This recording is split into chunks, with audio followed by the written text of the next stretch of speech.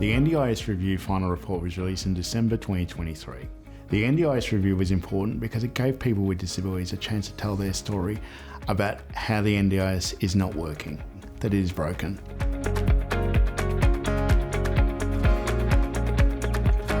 There is currently 180,000 unregistered providers in Australia.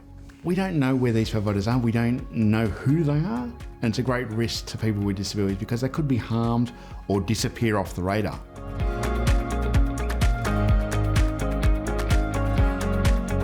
If a service provider doesn't want to get registered, I would say, why don't you want to get registered?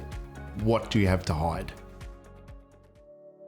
Inclusion Australia agrees with universal provider and worker registration. That's why we are supporting the development of a new system that is co-designed by people with disability, including people with an intellectual disability.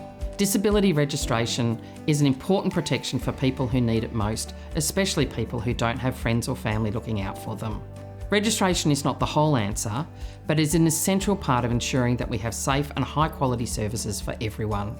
There isn't a teacher at any school in Australia who isn't registered with an education regulator. You certainly wouldn't have more than 180,000 unregistered teachers in classrooms across Australia. Drivers need licences. Bar staff need responsible service of alcohol certificates. These are all everyday safeguards that the community accepts because they help keep us safe from crime and fraud. People with disability deserve the same.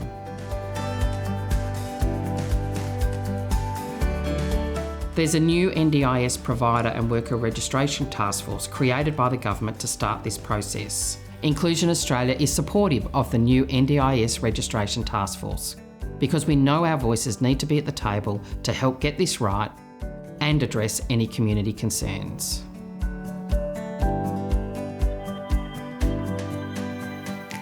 We know that some people with disability are worried about what this change might mean. And that's because some workers and businesses are saying it will be too hard for them to register because it will cost them too much time and money to do the paperwork. But I'd like to assure you that it is far too early for these worries. Nothing has been decided by the task force yet, and any changes that are recommended will be done with your choice and control as a top priority.